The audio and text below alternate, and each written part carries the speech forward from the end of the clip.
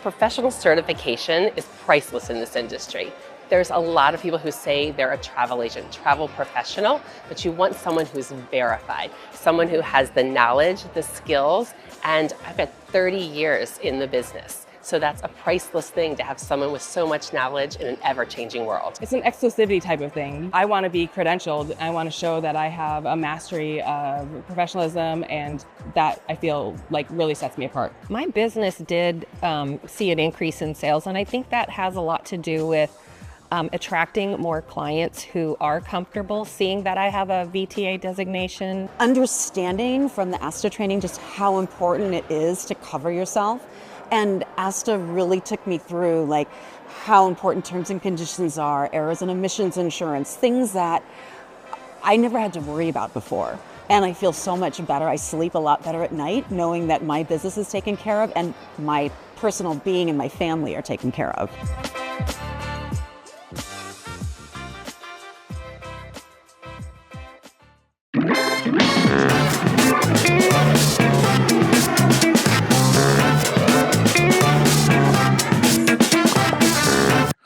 Welcome to Travel You Can Trust, a podcast by the American Society of Travel Advisors. ASTA is the world's leading association of travel professionals and is the global advocate for travel agencies, the travel industry, and the traveling public. I'm Michael Schottey, Senior Director of Marketing for ASTA, joined, as always, by Alvin Adriano, Director of Education. We've got a great show lined up for you today. We're joined by Jaclyn Leibl-Cote, President and CEO of Collette, and a little while later, we're going to be talking to Jackie Friedman, President of Nexion Travel Group and Board Chair of the American Society of Travel Advisors. But first, Alvin. Last time we talked a little bit about how you got into the industry, what brought you to ASTA, but I want to take a page from one of my favorite movies, Office Space, and ask, what is it you say you do here? Yeah. Well, I asked that question too when I first joined. I was a little confused on what my role would be here at ASTA, but it's evolved. You know, when I first joined, I was Director of Industry Affairs, more focused on what was going on in and outside of the business. In and outside the industry. But currently, as you mentioned, my role is Director of Education, where it's all about developing and curating ASTA's educational initiatives and resources. And this is from creating curriculum, managing our consumer-facing verified travel advisor certification program, and just making sure that I shape all the educational content that supports and strengthens our community of travel advisors. Oh, and lastly, the one that I'm most proud of is our award-winning mentoring program. We're in our second year. It launched 2 years ago, and just a unique member benefit, and just excited because we made a huge impact on a lot of our advisors. How about you? You're 2 years in now? Like, is that right? 2 years? Yeah, I had my 2-year ASTAversary just last all-staff meeting. And I'm going to kind of blend the two questions because we talked last time about how I got here and this time about what I do. And I really think we're going to talk to Jackie Friedman later. And she has some interesting ways that like non-industry related things helped her get to where she is today. And I'm going to throw out the two jobs that I've had in the past that really helped me get prepared for what I'm doing today is I'm a football coach. And a lot of people know that about me. A lot of people make fun of me because I'm always talking football. I actually try not to talk football when I'm at industry events because people try to corner me and ask me about their fantasy team. But as an offensive lineman, like there's no glory in that position. There's no, like, you're never getting your name in the record books. You're never getting like on the front page of the paper. And I've been an offensive lineman and I've been an offensive line coach, and it's always about making other people look good. And that's really what I do at ASTA. I don't do anything. I have a team that does a lot. I have other departments that rely on my team for everything that they do. But there's never like a marketing goal. It's always a education goal or a membership goal. And it's just, how can we assist you guys in doing your job better? And in a lot of ways, I feel like it's that. It's just this idea that I don't need the credit. I don't need, a gold star on my to-do list. I want to make other people do their jobs better. And it's really that. Marketing and communications obviously usually go hand in hand in a lot of organizations. I don't do any of the communications here at ASTA, but marketing is anything that's got a dollar item or a dollar sign or line item associated with it, that it's something we sell.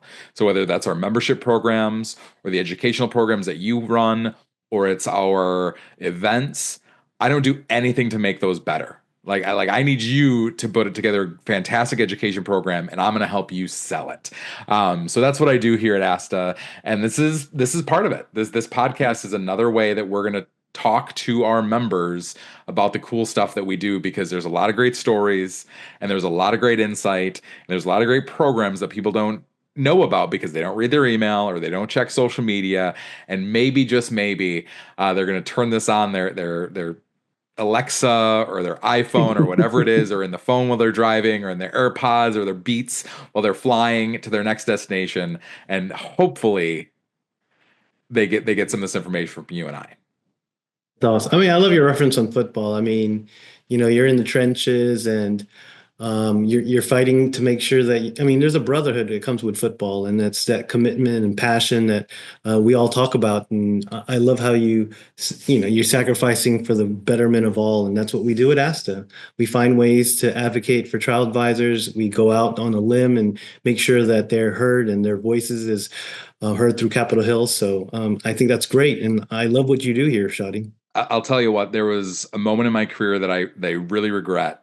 And it's back in, former lifetime ago. I won't even go into what the job was, but I had a boss ask me, like, do you want to be the superstar, like in front of the camera? Do you want to be the guy with his name on the byline? Do you want to be the guy who's, doing all the stuff, and will pay you less, and you'll be replaceable because lots of people want to do that? Or you can be the guy behind the scenes building the team, making all those superstars look better. And I was much younger, much more arrogant and ego-driven than I am today, which is hard to believe. But I said, I want to be that guy. I wanted that chance to be the guy on camera, the guy with his name on the byline. And I really regret that, because I realized that I find fulfillment in exactly what you were talking about, making other people look better, the selflessness, the putting teams together. So if I could go back and tell, 24-year-old Mike Schottey that, he just wasn't ever going to find fulfillment in, being popular or being famous, I would do that. And I love what we do at ASTA, because I think we said it last time, just helping other people build their businesses and helping the entire industry as a whole be successful. Well, I'm excited to hear from our two guest speakers, because I'm sure they're going to have a lot of insight and perspectives to share with us. So let's get on to it, and let's hear from our two guests. But first, let's take a quick commercial break to pay those bills. Are you a travel advisor looking to stand out? The ASTA Verified Travel Advisor Program is your key to success. The self-paced online certification gives you the skills you need to thrive, covering legal insights, ethical excellence, and industry relationships and regulatory compliance. With your VTA certification, you'll build trust with clients, boost your credibility, gain a competitive edge, and take your business to the next level. Show the world you're the travel expert they can count on. Ready to get started? Visit asta.org/VTA and become a verified travel advisor today.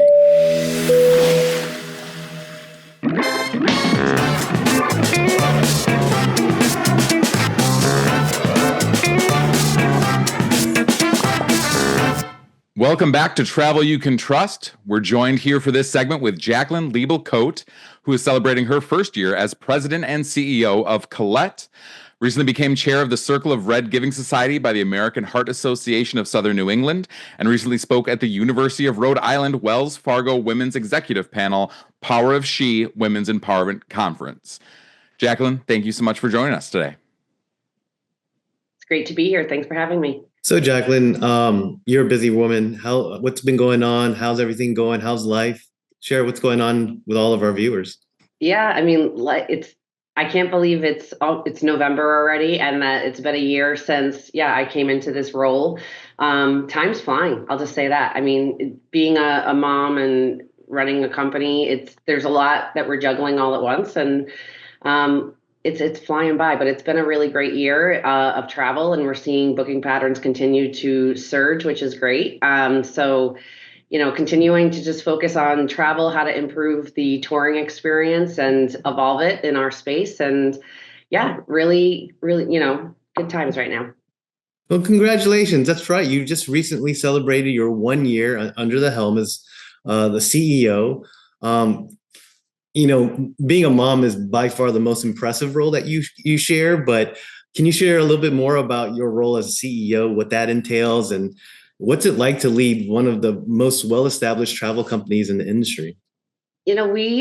It's been great. It's been not a roller coaster, because I feel like I've been, I've worked in my roles throughout the company, throughout the few decades, right? Working into not necessarily the CEO role per se, but knowing that I wanted to lead the company in some capacity. So I've gained the experience I feel I needed over time, and over the last, I'd say almost 10 years, 8 to 10 years, I've really built a strong team around me. To feel that I'm in this position, and we're putting all the puzzle pieces kind of where they need to go. It's amazing, because it's fortunate for us being growing up in the travel industry in our own agencies to start from the bottom up and seeing all the how every department works together. I believe you worked in the mailroom and tour managing, product design, so you know it from hands up and what it feels like to be in certain positions. So it's amazing achievement to be in this situation, but to make the impact you have from the ground, or from the top to the bottom. Yeah, I totally agree. And definitely, again, being in family business, you've had the opportunity to sort of be around it all your life. I look at my kids and I see that, my daughter tells me she wants my job someday. I'm like, work for it. Good. Right. But we also have a family rule that we have to work outside the company for at least 3 years after we graduate college, which I really love that rule. I don't know that I loved it when I was probably in college, but being in the position I am now, and even after I went through my 3 years and then came in, I saw the reason that rule is in place. So I think it will be even more relevant when my kids are, if they want to come into the company. But yeah, being able to tour guide, even though we were a different business, we were motor coach then. We were doing pen cuts and Maine clam bakes. Those things we don't do any longer as a company, right? We've scaled and become much larger. That was really my grandfather's generation and how he had grown the business. But it's so important to go into different and do, especially in this, we are a service-based business, to understand all the nuances of how we interconnect as an organization to create the best experience for the traveler, I think is critical, because at the end of the day, that's really what we do. And even though we've evolved over time, that does not change what the expectations of the traveler is, and to make sure we meet the demand. So it's fun. And you really can't complain that we have to go to these wonderful places in the world to do our job and sometimes meet our travelers. So it definitely has its benefits as well. Collette recently launched Encompass, which you guys are calling a 360-degree approach to supporting advisors. What are some of the facets of this program that sets it apart and that gets you the most excited?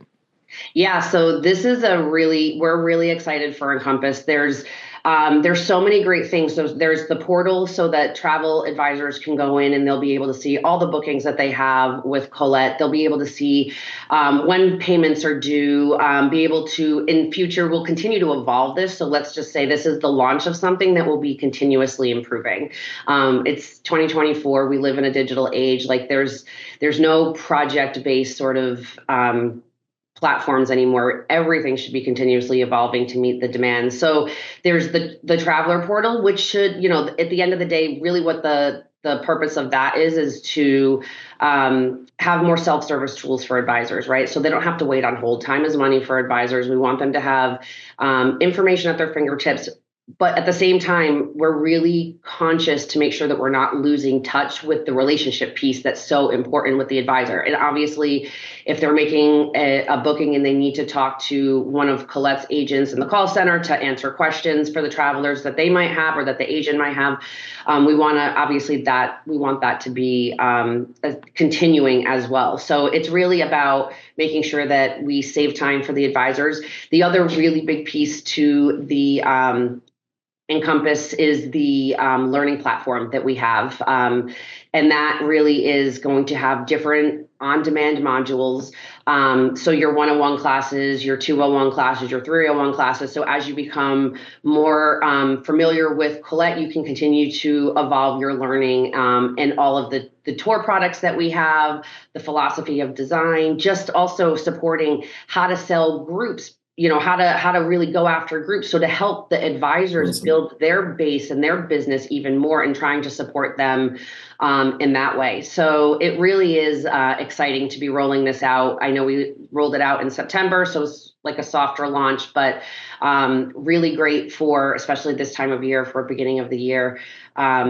If an advisor has not sort of taken the time to go in and look around or go into Collette University, this is a great time to do it, because it's booking season and we've got a lot of great products all over the world. And so, yeah, we're really excited about it, though. It's really to continue, like I said, continue to evolve, continue to put new content out there for the advisors and to help sell more. So explain a little bit how much it means to Collette that advisors that you work with don't just sell your products better, but actually run their business better or have a stronger business at the end of the day. Yeah, and that's some of the courses that we have. It's not necessarily around selling Collette's product. Obviously, at the end of the day, if we're a good partner, we have good product. That's what we'd love. If someone's looking at touring, we'd love for Collette to be top of mind when it comes to that. But a lot of the modules that you'll see in the training programs are just about building that base, how to go after groups, the questions to ask, to put them on the right tour product. So it's really not Collette focused. It's really about helping support the advisors to build that business for themselves, because it's not easy. It's competitive out there. And we want to make sure that we have a strong partnership and that we're supporting the advisors as best we can. And we have a strong sales training program at Collette, and we're putting those out there for the advisors to help build their business as well. Not that they don't know how to do that, but there's so much different opportunities out there. So anyone could be missing small little nuggets that could help build the base business, right? So it's really about helping support that. No, I love that. I love everything that you're saying, because it's really important, especially as advisors start growing and scaling your business. Collette has such a strong culture, and that's surrounded by the key factor that it's built around maintaining a sense of family, even though the company continues to grow rapidly. How do you think that strong foundation has helped build trust with your clients? And how do you plan to manage that, especially with the constantly changing behavior of consumers while maintaining your own culture? Yeah, I mean, that, especially post-pandemic, I think that's been, something that I know I've been very focused on, but I think the whole leadership team is, because it's changed, right? The dynamic of how business operates has changed, and making sure that we've always had a very strong culture, from my grandfather's days to my father's days, and obviously my dad's still very involved. And culture is really important, because it shows the purpose of why we show up to work every single day. So making sure that we maintain that is really important, and I think that just puts heart at the front of everything that we do. It's kind of heart to heart, really, at the end of the day. And I think that, again, being in a service-based business, that's what allows our employees to show up every day for our travelers to do the best that we can do. I mean, these are not inexpensive tours that people are purchasing, and to have to make it known to our travelers for how important it is that we show up to do our best job. People aren't necessarily going to go back to Africa and do safari multiple times throughout their lifetime, right? These are big bucket lists. And a lot of times with our travelers, we find it's big anniversaries, it's birthdays, big milestone anniversaries for marriages. There's not always, but there's usually, especially on some of those real big bucket list destinations, there's always a story with some of the travelers as to what they saved up for and how long they saved up for it. And so it's kind of reminding our team every single day that this is what we're doing for people, and it's these memories and these experiences. And even though we might not be customer facing all the time, trying to bring that to the surface on a regular basis is really important. Yeah, imagine, the memories, the experiences is the fabric of what we do. And we get caught up sometimes with these productivity tools, AI, now with the disruptors like AI, it's crazy because, the consumers may think that artificial intelligence will one day replace human expertise, but consumer behaviors change. They want personalizations, they want preferences, they want everyone to know what they want now. And it's really hard when you don't have an advisor who you built a relationship. They understand the nuances of your family, what ticks and what happens. But how do you guys feel? I mean, what do you think about AI replacing advisors? And is it going to help us, or is it going to be another disruptor? I think it's going to help us. I think we can't look at AI as something that's going to come in and replace. I think if anyone's looking at AI as a threat, then you're going to lag in time. I think it's really getting ahead of it and understanding how we can leverage AI to help be more efficient in the roles that we play every single day. I do not think that AI is coming in to take over the world. I mean, you're not going to have machines running all of our lives. Granted, they kind of do to some extent, right? But not to take away complete human logic, if that makes sense. Yeah. But even the logic that exists today, I mean, they haven't even, if you think about it, cars would be driving on their own long before, they're still testing that now because the logic behind all of this stuff is more complicated, and the way that you have to think. I've done so many different courses on AI and learned so much about this. But I think really it's embracing it to leverage how we can use it as an opportunity and not a threat. Again, being in a service-based business, there's always going to be a human element. There will always be that connected to it. But again, we can't be thinking that if we ignore it, it's going to go away. Facebook never went away. The internet didn't go away. This is sort of the next generation of all of that. And it's really, how do we embrace it to understand it early and how to take advantage of it? I love how you put that, because I think it's important for everyone, especially advisors, to understand it's still a facilitative tool that needs human input. It still needs that input from humans to get a response. And, it's just like what all happened to the calculator. We thought we would never add, subtract, minus, but it supports us. It's something that helps us be more productive, more efficient with our time. And again, we're seeing an explosion in many industries. So why not adapt to it and make it part of our, everyday operations? So. Exactly. But it's not going to replace going and standing in front of the Coliseum or the Eiffel Tower. There's no, if you think about the industry in which we're in, it can't replace that, but it can help us market differently, or write differently, or just be faster, smarter, more effective in what we're doing in different aspects of the business. But yeah. I think take it as an opportunity. So whether it's technology, AI, or just simply a trend in the business right now, what are some of the things that either A, keep you up at night, or B, that you wake up really excited to solve as we head into 2025 and beyond? Oh, I like the latter part of that question first. The stuff that makes me excited when I wake up is just where we're going. The opportunity ahead and how to continue to change the touring space and evolve in that space. What keeps me up at night, I just want peace in the world. I don't want war.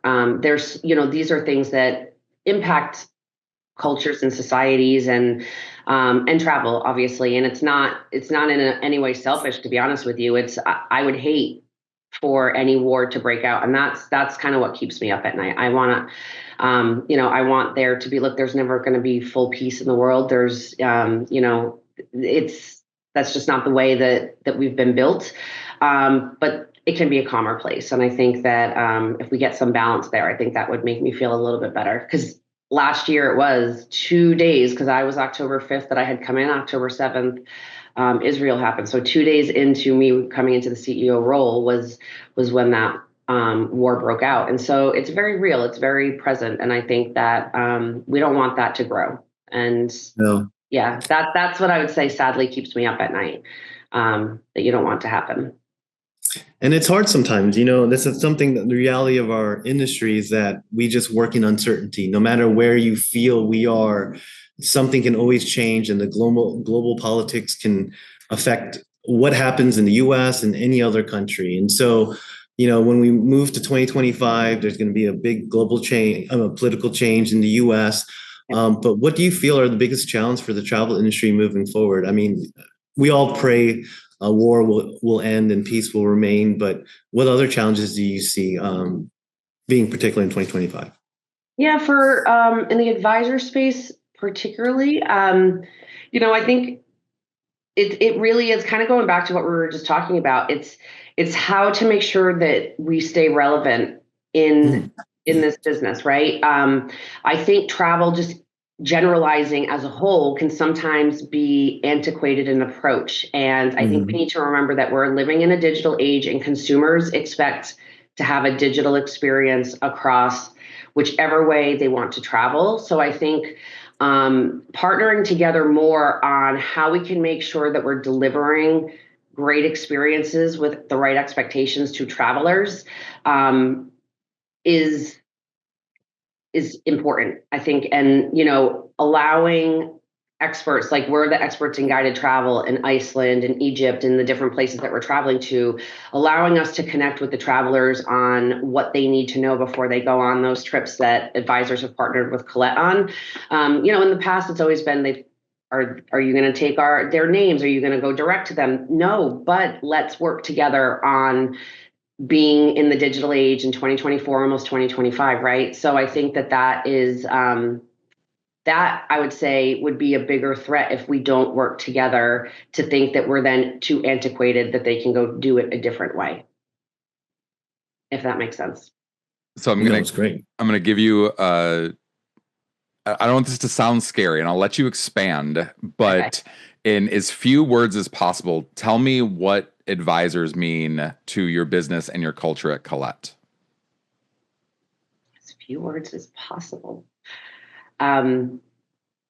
I think partnership and friendship at the end of the day. That if I had to sum it into 2 words, that would really be it. I think this industry is, it's a wonderful industry, and you really do create these amazing friendships and establish these great partnerships. And the advisor community continues to challenge us and push the Collette team to just get better and raise the bar. And so our success is really due to the partnerships and the friendships that we've made in this industry.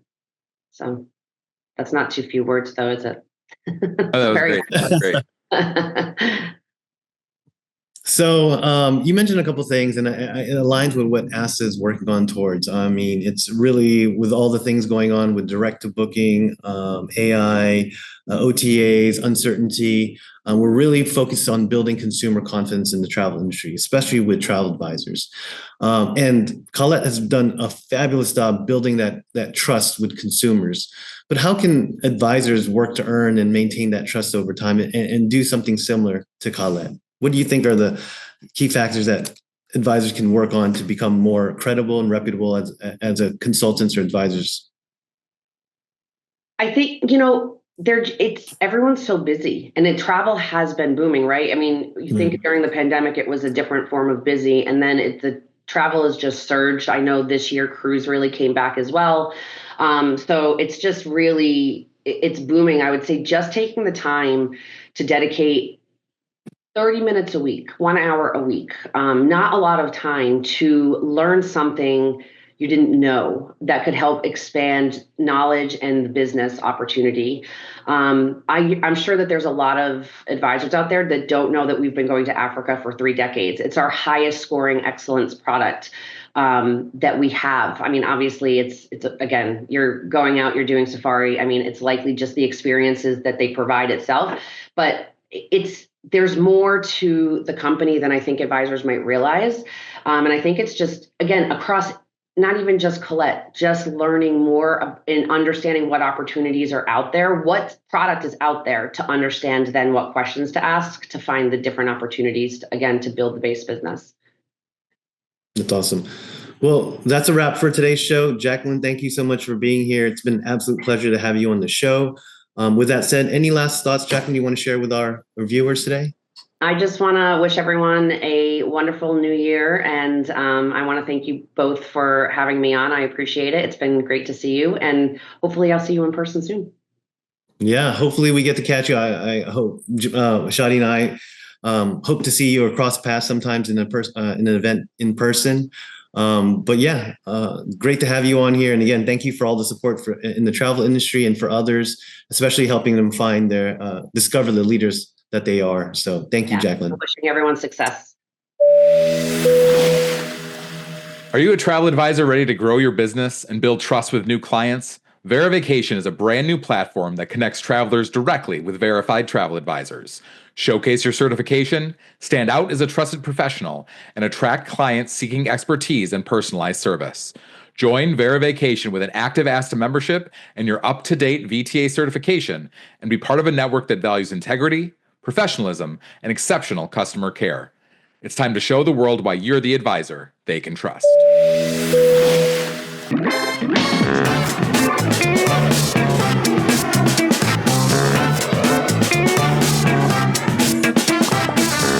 Welcome back to Travel You Can Trust, an ASTA podcast. Mike Schottey, Alvin, Adriano, now joined by Jackie Friedman, president of Nexion Travel Group and board chair of the American Society of Travel Advisors. How are we doing today, Jackie? We are doing absolutely amazing. It's great to be here with you too. Absolutely great to have you. We'll jump right in. We've got some great questions for you, but I want to start here. What is it about you, your roles, the people you work with, the industry, whatever it is, that keeps you motivated to wake up each day, thousands of miles usually from your home, and keep doing what you do? It's a passion. I find that most people in this industry have a passion for what they do, have a passion for the people in the industry. And probably my biggest motivator is that what I do is enabling others to achieve their success. And just seeing them achieve what they want to do with their businesses really inspires me to keep on going. But it starts with passion. It is. And it's funny that you say that because the passion around the industry has changed so much. Travel advisors continue to evolve, especially with the recent resurgence in the industry. But Jackie, I mean, you're in touch, you're hands on the ground, but what are some of the most exciting trends or innovations that you've seen right now in travel advisors? I think first and foremost, more and more consumers are aware that travel advisors exist. The pandemic really helped with that. That certainly was a silver lining. And that is resulting in more business for advisors. I'm hearing kind of across the board that they're hearing from people that were previously do-it-yourselfers that now understand the value of working with an advisor. So that's huge. That also resulted in renewed interest from folks who now realize that being a travel advisor is a viable career. And they're looking at that potentially being a great bridge to retirement or a retirement career or even a first career. We're seeing more and more young people come in the business. So I just think that all bodes well for travel advisors, both ones that are in the industry as well as bringing in some new exciting talent into the business. And I'm glad that you mentioned that because there are so many new people entering the industry with different backgrounds, different skills, different expertise from different industries. And honestly, they're finding success really, really quickly. And so what do you think is that driving force allowing them to be successful? What makes it easy for people to be successful in the travel industry when they come from second careers? I think the fact that so many folks that come into the travel industry today are doing so as business owners, whether they're independent contractors with a host agency or just wanting to start their own small business. But a lot of the skills that they poured over from other industries are really important on the business ownership side of being a travel advisor. So they may be great at social media, they may be great marketing, they may be great at business planning. But there are certain attributes that we find are critically important for today's travel advisor. They have to like people. They have to be good in working with people, in building relationships, good listeners, good consultative salespeople, great at research, very organized. And a lot of these skills are industry agnostic. So folks that come over with those skills and they realize that they want to specialize and narrow their focus in the travel industry, their learning curve is a lot less than if they didn't have that business ownership skill. So, you know, people coming in from different industries have some of those attributes that they bring with them. And I think that really helps folks that have been in the industry for a long time to get some of the fresh perspectives that these newcomers have around business ownership.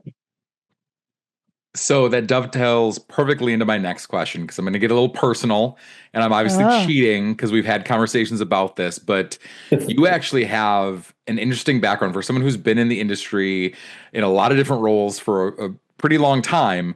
You actually credit some of your background in fine arts, both as a musician and as a producer, of student plays.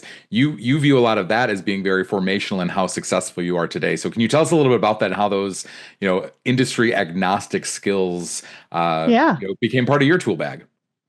It's interesting. And when I was in college, I got involved in student theatrics on the production side. And it was probably the best training that I had, even though it wasn't a formal class. I had the chance to run a business. I had to set a budget. I had to hire the director and the choreographer and the music director. I had to source costume designers and musicians and all of those things. I had to establish a budget by projecting revenue and making sure that my expenses did not exceed my revenue. So these were all very practical ways for me to get that business ownership side of things with the guidance of being part of a college theater program. So I definitely credit that for some of my early entrepreneurial business success. But I had that mentorship and that guidance. And I didn't put my finger on it at the time, but looking back, it was definitely a very important part of my overall development. That's awesome. I think it speaks volumes on the importance of continued education, learning from others, their experience, and it's difficult to make all the mistakes in the world, and so you have to learn from others, and it's important that you do, because if you don't, again, mistakes can be costly, but time is such a precious resource that we just can't get. So why not learn from those who've done it before? Jackie, I do want to change it a little bit, because there has been a lot of focus on education and professionalizing the industry. I wanted to ask you, how do you see the role of continued education and now this push for standardizing or standardization among travel advisors? I mean, I am a big supporter of that. I think it's so important. And I think it's important regardless of where you may be in your travel career.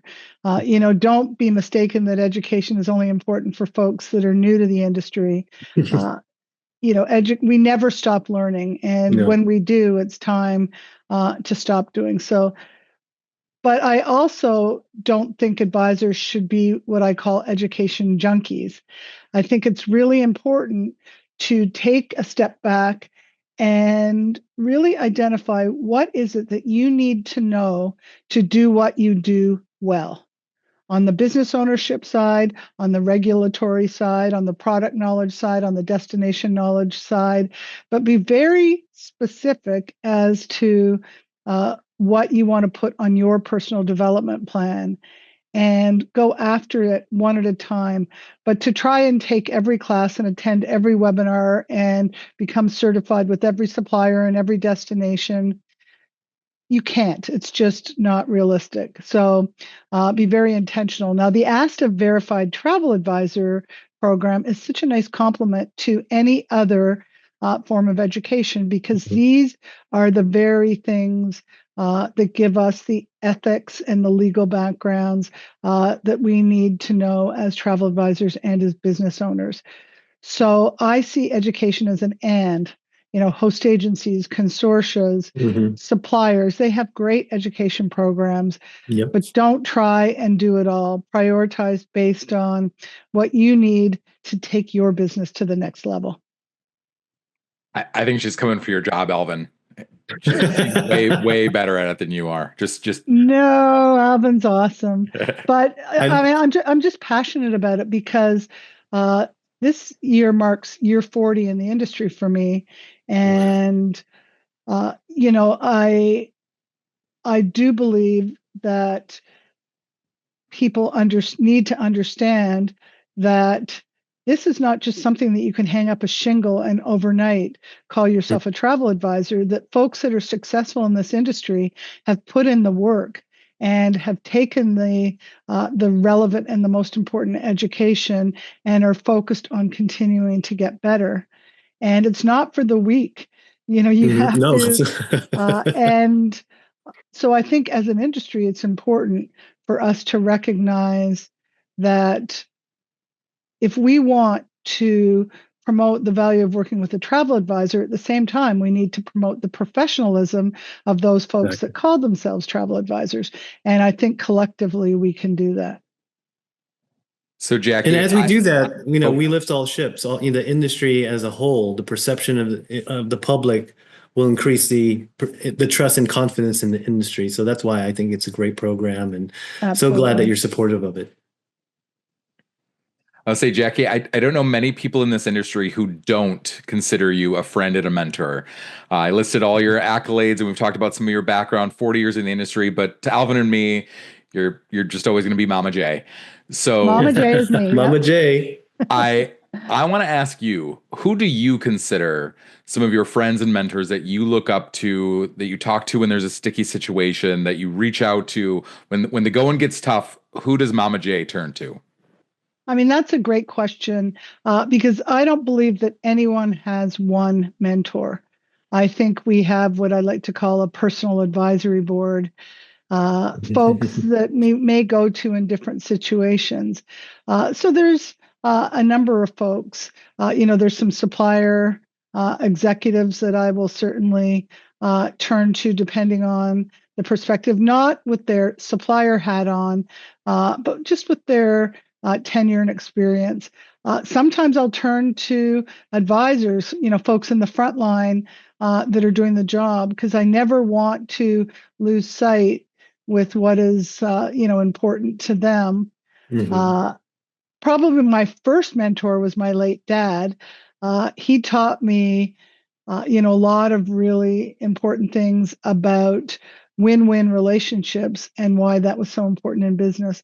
So depending on the situation, there could be people around me, but I believe in high, wide, and deep in terms of having a community. High, maybe people above you in leadership roles. Wide are peers, you know, that may be doing similar jobs. And, you know, within the host agency community, we have a great network of folks doing similar jobs, and we're very collaborative. And of course, deep, learning from the folks doing the job.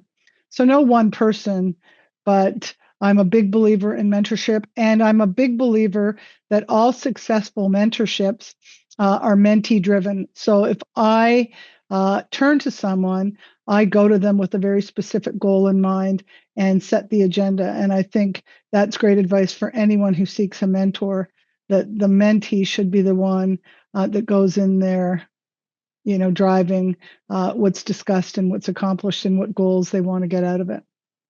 Agreed. That's great for those that are looking for those mentors, because it's a way to broaden your perspective on things, because sometimes we just don't know what we don't know, and so we need help with sounding boards or other perspectives. So I love that you said that. But Jackie, again, it's so thankful and grateful to have you here on the show. That's a wrap for today's episode. It's been an absolute pleasure to have you on the show. To all of our listeners that's out there, Jackie, do you have any last parting words that you wanted to share? Sure. I'm going to make the assumption that everyone listening is currently a member of ASTA. If for whatever reason you happen to sneak in and you're not a member of ASTA, all I can say is engage with your trade association. I think it's important, you know, to engage, to get involved, to you know, participate in the training and the education, and just being part of the community. And I just want to thank you for supporting our industry trade association, because we are stronger together. So hope everyone has a happy holiday season, And I look forward to seeing you at an upcoming ASTA event in the near future. Perfect. On behalf of Michael and I, again, thank you for listening. Don't forget to subscribe, and we'll catch you next time on Travel You Can Trust. Thank you, guys.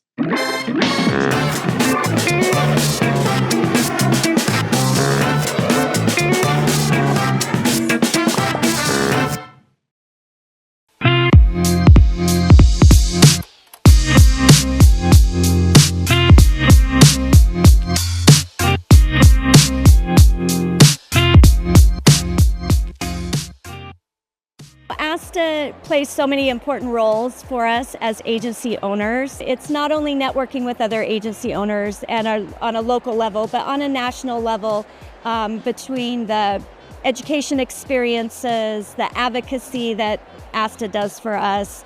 You know, I think that there's something for everyone in ASTA, and they help us on many different levels. You know, one of the things that was said yesterday is, who can I call and what will they do? And the networking and the opportunities to meet people and develop our relationships really help us answer that question. It's the one time you can really come together with colleagues and share advice, share encouragement. It's the only chance we really get at that. You know, ASTA is an educational organization. That's the heart and soul of ASTA. You really can't do much from a legislative standpoint on a grassroots effort in your own location. You know, if you're in Miami or Chicago or Charlottesville, Virginia, like we are, you sort of have to be part of that educational experience for Ledge Day, so that you can carry that knowledge up to Capitol Hill and inform our decision makers, our lawmakers.